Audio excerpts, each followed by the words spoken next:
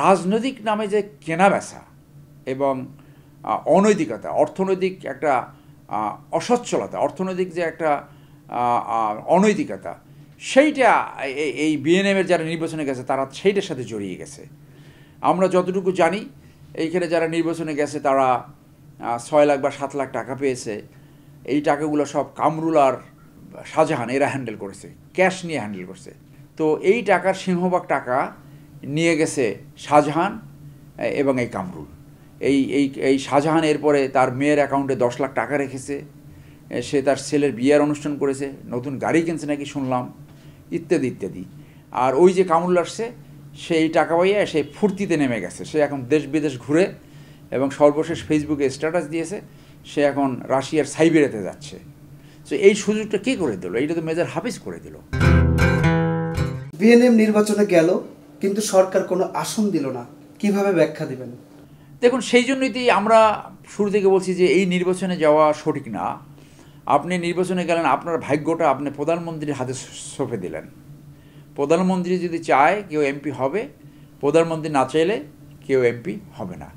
তো আমরা যারা সুষ্ঠু ধারার রাজনীতি করতে চেয়েছি, ডাইনেস্টির বাইরে, দুর্বৃত্তায়নের বাইরে, আমরা তো স্বকীয়তা নিয়ে, আপনার আত্মসম্মান নিয়ে, যোগ্যতা, দক্ষতা, সততা নিয়ে মানুষের কাছে যাবে। মানুষ যদি গ্রহণ করে সে প্রতিনিধি হবে, নাইলে হবে না। সো যখন গিয়েছে এই একটা স্বৈরাচারী সরকার, কর্তৃত্বপরায়ণ সরকারের হাতে তো অনেকগুলো অপশনস থাকে। তারা দেখছে বিএনএম না আসলে কী আছে, তাদের তো তৃণমূল আছে, তাদের তো জাতীয় পার্টি আছে, জাতীয় পার্টি আবার 2 গ্রুপ, আরও ওই যে বাম দলের অনেকগুলো আছে। তো সেখানে আওয়ামী লীগ মনে করেছে এদের ছাড়াই আমি চলতে পারি, যার জন্য এক সিটি দেয় নাই।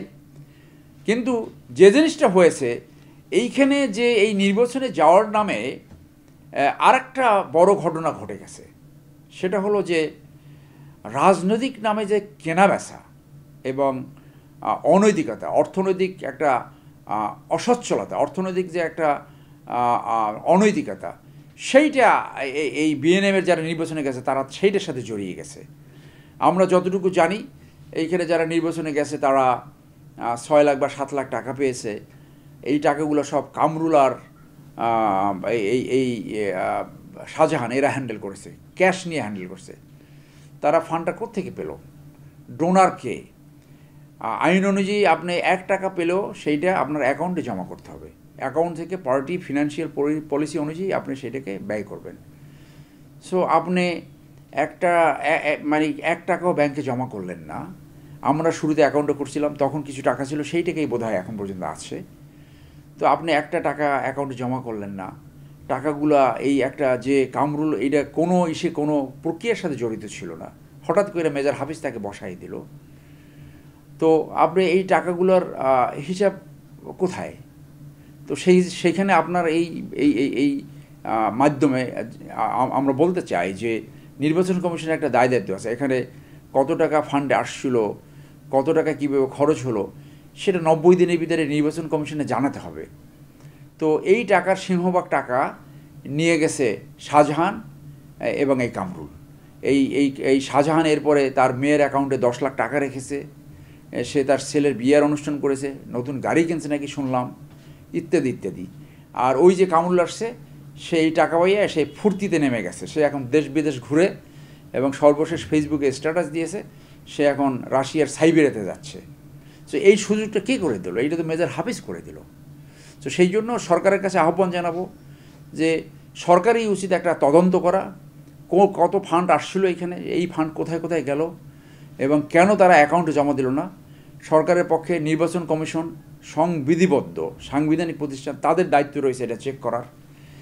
এই কারণে চেক করতে হবে, যদি বাংলাদেশে ভালো রাজনীতি হতে চায়, যদি স্বচ্ছ রাজনীতি করতে চায়, যদি ট্রান্সপারেন্সি রাজনীতি করতে হয় ভবিষ্যতে, তাহলে এই ধরনের দুর্বৃত্তায়ন, এই ধরনের অর্থনৈতিক তরসুপ, এইগুলোকে এখনই জবাবদিহিতার সম্মুখীন করা উচিত।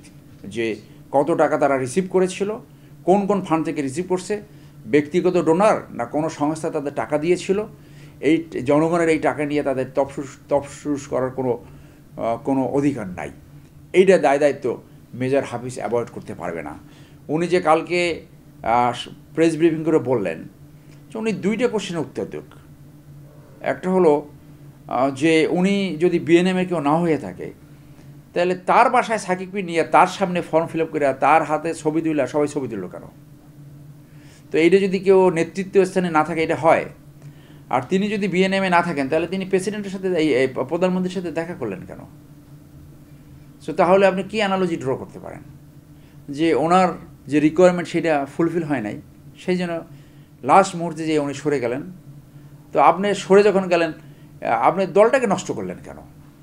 দলটাকে তো আপনি 2-3 ভাবে নষ্ট করলেন। আপনি উদ্যোক্তাদেরকে আপনি হেয় প্রতিপন্ন করলেন, আপনি তাদেরকে বাদ দিয়ে টাউট বাটপার হাতে দল তুলে দিলেন, এবং যে দলটা একটা সুষ্ঠু রাজনীতি ধারার কমিটমেন্ট নিয়ে যাত্রা শুরু করেছিল সেই দলটাকে আপনি কিংস পার্টি বানিয়ে ফেললেন। এই দায়িত্ব তো আপনি কোনোদিন এড়াতে পারবেন না। আপনি তো আগে থেকেই যে কন্ট্রোভার্সি ছিল সেই কন্ট্রোভার্সির সাথে আরও অ্যাড করলেন। অন 11 আপনার রোল দেখেছে মানুষ, ওই যে 3 নভেম্বরের কথা বলে, তারপর এরশাদের সাথে তিনি কি করেছেন, এইগুলো তো আরও সামনে আসলো। আমাদের এই প্রক্রিয়ায় তাকে অনেকবার আমরা জিজ্ঞেস করছি যে অন 11 আপনি অনেককে নিয়ে বের হয়ে আসছিলেন, তো আপনি আবার বিএনপি করা শুরু করছেন, আপনি একই কাজ করবেন কি না? সে বলছেন, সে ক্যাটাগরিক্যালি বলেছে যে আগে যেটা করেছি আমি এবার করবো না, এটা আমি এই রাজনীতি আমি আর কোনোদিন করতে পারবো না। তো আপনি করলেন না। আপনি লাস্ট মুহূর্তেও যদি আপনি না করেন, আপনি এই রাতের অন্ধকারে এইটা না করলেই তো হতো। আমাদেরকে ডেকে আপনি বলতেন যে আমি আসবো না, তোমরা তোমাদের মতো আগাও, তাহলে তো আপনার সম্মানটা আমাদের কাছে থাকতো। এমনটি শোনা যাচ্ছে যে তারেক রহমানের অনুরোধে উনি আবার বিএনপিতে ফিরে গিয়েছেন। আমি জানি না তারেক সাহেবের সাথে ওনার যোগাযোগ হয়েছে কিনা, হলে হতে পারে, না হলে না হতে পারে। উনি ওনাকে স্ট্যান্ডিং কমিটিতে নেওয়ার জন্য ওনাকে প্রস্তাবনা দিয়েছেন কিনা তাও জানি না। উনি আমাদের কাছে বহুতবার প্রকাশ করেছেন যে যিনি প্রেসিডেন্ট জিয়ার সাথে কাজ করেছেন তার ছেলের সাথে তার রাজনীতি করা সম্ভব নয়। তো উনি কথা টেলিফোনে কথা হোক বা না হোক, উনি তো সেই পদলনকারী রাজনীতিতে ফেরত গেলেন। তো ওনার সেই আত্মসম্মান কোথায় থাকলো? উনি ওখানে স্ট্যান্ডিং কমিটির মেম্বার হোক বা সভাপতি হোক, তাতে বাকি সে যে তার যে এই যে অবস্থান যা কিছু ঘটিয়েছেন সেটা তো মুছে যাবে না, সেটা তো মোছান না। আপনি করেন ওনাকে, বা সে ভালো করুক সেই দোয়াই করি আমরা। এই ফ্রিডম ফাইটার হিসেবে তাকে সম্মান করি, আর্মিতে সিনিয়র অফিসার হিসেবে সম্মান করি, কিন্তু উনি ওনার জুনিয়রদের প্রতি, ওনার জুনিয়র নেতৃবৃন্দের প্রতি তো সেই দায়িত্ব পারফর্ম করতে পারে না। A leader must not disown, a leader must not disown his acts. তার কার্যক্রমকে সে ডিজাউন করবে না। তার সেন্স অফ বিলঙ্গিংস থাকতে হবে, সেন্স অফ ওননেস থাকতে হবে, তার সত্য বলার সাহস থাকতে হবে, ভুল হলে সেটাকে ওন করার রেসপন্সিবিলিটি থাকতে হবে। তিনি তো সেগুলো কিছু করেন নাই। এইটা তো নেতৃত্বের কোনো কোয়ালিটি উনি ডিসপ্লে করতে পারেনি। উনি যেটা করেছে একটা সস্তা চালাকি, একটা টাউটমি, একটা বিট্রেয়াল, সেইটা করেছে। আমাদের সাথে অনেক ভালো সম্পর্ক ছিল, এই সম্পর্কটা নষ্ট হয়েছে। উনি যদি বলতেন না আমি এই নতুন রাজনৈতিক প্রক্রিয়ার সাথে থাকবো না, আমরা করতাম কি করতাম না, করলে সেইটা সাকসেসফুল হতো কি হতো না সেটা পরের কথা। আপনি একটা ধোয়াশাবিদা কেন রাখলেন? আপনি সলসাতুরির আশ্রয় নিলেন কেন? আপনি এটা বুঝেন নাই যে এটা কনসিকোয়েন্স এরকম হবে? সো আপনি এখন হঠাৎ করে সাধু সাজলেন, আপনি তো সেই সাধু না। আপনার তো এই দায়িত্ব নিতে হবে। আপনি যখনই প্রেসে স্টেটমেন্ট দেওয়া শুরু করলেন, আপনাকে অনেকে প্রস্তাব দিছে, বিএনএম প্রস্তাব দিছে, তৃণমূল প্রস্তাব দিছে, আওয়ামী লীগ প্রস্তাব, আপনি জাননি। ঘটনাটা তো সেটা না। তো আপনি যখন এই কথা বক্তব্য দেবেন তখন তো সত্য কোথাও না কোথাও তো প্রকাশ পাবে, যেটা সমকালে প্রকাশ পেয়েছে। এই পরিস্থিতিতে আপনি সৃষ্টি করেছেন, এর কনসিকোয়েন্সটা আপনার নিতে হবে। আজকে আপনি আমাকে ইন্টারভিউ কেন করছেন? এই পেপারে এইটা আসছে বলে তো, না হলে তো আমরা নিজে থেকে কোথাও বলিনি। আমরা তো ওনার ইজ্জতের দিকে চেয়ে কেউ মুখ খোলে নাই। এখন আপনারা বললে আমাদের তো উত্তর দিতে হয়, সত্য বলতে হয়। সেই জন্য আমরা যা ঘটেছে সেইটাই আমরা বলার চেষ্টা করছি। এখন আপনি কি আর রাজনীতিতে সক্রিয় হবেন? আমি আপনাকে আগেই বলেছি, আমি রাজনীতিতে সক্রিয় রয়েছি। আমি বাংলাদেশি জাতীয়তাবাদে বিশ্বাস করি, বাংলাদেশি জাতীয়তাবাদ করছি। এই মুহূর্তে আমি একটু অফ আছি। আমরা পরিস্থিতি পর্যবেক্ষণ করে সুষ্ঠু ধারার রাজনীতি যেখানে পাব, জনগণের রাজনীতি যেখানে পাব, সেই রাজনীতিতে সংযুক্ত হব বলে আশা রাখি। 1 জানুয়ারি 2024 চেঞ্জ টিভি পা রেখেছে সুরভিত 6 বছরে। সবার প্রতি নিরন্তর শুভেচ্ছা। changetv.press আগামী 1 জানুয়ারি তার প্রতিষ্ঠা বার্ষিকী। আমি এটা জেনে অত্যন্ত আনন্দিত। আমরা আশা করছি changetv.press মুক্তিযুদ্ধের পক্ষে তারা কথা বলবে, সত্যের পক্ষে কথা বলবে, নিরপেক্ষ বলে কিছু নেই, সবসময় সত্যের পক্ষে থাকবে এই প্রত্যাশা ব্যক্ত করছি। এর কলা কুশলী সবাইকে অভিনন্দন জানাচ্ছি, এর শ্রোতৃমণ্ডলীকেও অভিনন্দন জানাচ্ছি। 1 জানুয়ারির যেমন অভিনন্দন, একই সাথে চেঞ্জ টিভির প্রতিষ্ঠানের জন্য সবাইকে অভিনন্দন। চেঞ্জ টিভি প্রতিষ্ঠা বার্ষিকীতে আমরা এদেরকে ধন্যবাদ জানাই। চেঞ্জ টিভিকে উত্তরোত্তর সাফল্য কামনা করি। আর সাথে সাথে আমরা বিশেষ করে এদেরকে অনুরোধ করব যেন তারা দেশের পক্ষে এবং বাংলাদেশের জনগণের পক্ষে, ইসলামের পক্ষে, হকের পক্ষে, সত্যের পক্ষে তারা যেন সুন্দর পরিবেশন করতে পারে এই আশাবাদ ব্যক্ত করি।